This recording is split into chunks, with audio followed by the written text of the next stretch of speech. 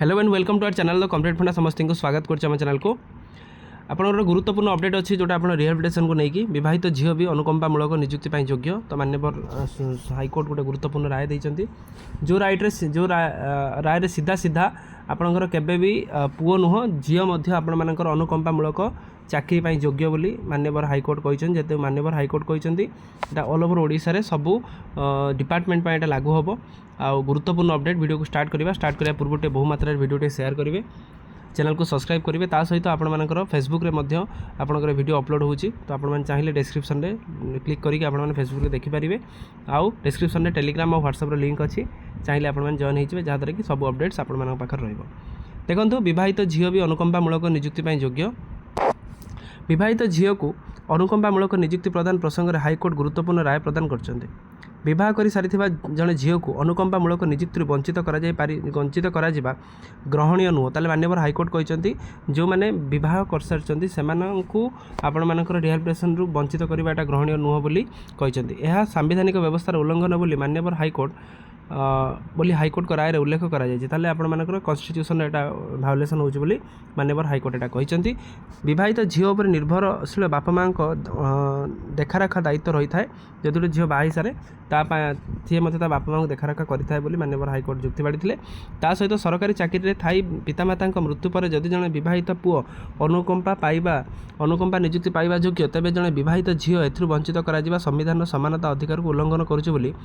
माननीय हाइकोर्ट कहते माननीय हाइकोर्ट समानता अधिकार जो राइट टू इक्वालिटी को अधिक फोकस दी कहते कि जड़े जब पुओ पाइबा योग्य यदि मैरेज करेंगे झील पाइबा योग्य कहते एसहित आवेदनकारी विवाहित झील होता कारण अनुकंपा नियुक्ति आवेदन खारज कर सरकार को प्रदान कर 2016 जुलाई 28 निर्देश को हाइकोर्ट रद्द कर कौन जोटा कारण अनुकंपा नियुक्ति को आवेदन खारज कर सरकार प्रदान करथिबा 2000 जुलाई 28 2016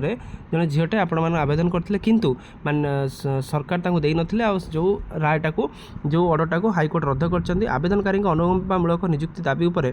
2 मास भीतर सानी निष्पत्ति नेबा राज्य सरकार हाइकोर्ट को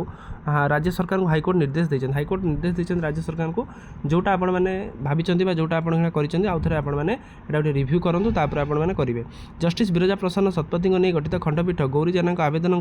शुणाणी कर राय देते आपर गौरी जेना शुणाणी कर माननीय हाइकोर्ट ये ऑर्डर देते जोटा गोटे गुरुत्वपूर्ण ऑर्डर आम कहीपर मामलार शुणाणी समय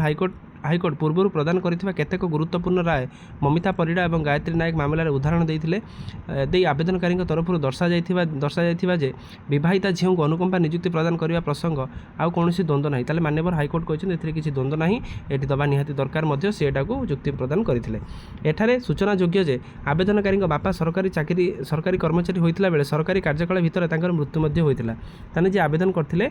सी बापा जड़े सरकार कर्मचारी थे इन द सर्विस पीरियड से डेथ होता डेथ पर पुओ को दि जाता जेहेतु झील को दि जाए ना से रिलेटेड केस होता केस पर आपर माननीय हाइकोर्ट ताको शुणाणी करने सहित आउ गोटे जुक्ति बाढ़ी गुरुत्वपूर्ण राय अनुसार रहा कौन विवाहिता झील आपंकर रिहेबिलिटेशन स्कीम अनुसार चाकरी पाइब आउ जोटा कि माननीय हाइकोर्ट स्पष्ट कर देते केवल नुह जे पुओ जदि कौन पेरेन्ट्स बापा माँ जदि गोटे झील पर निर्भर कर से अनुसार से झील अनुकंपामूलक नियुक्ति योग्य हो पारे गोटे कहवाई गले ओडिशा रे जॉब रिलेटेड रिहेबिलिटेशन रिलेटेड गोटे गुरुत्वपूर्ण राय ताले एटा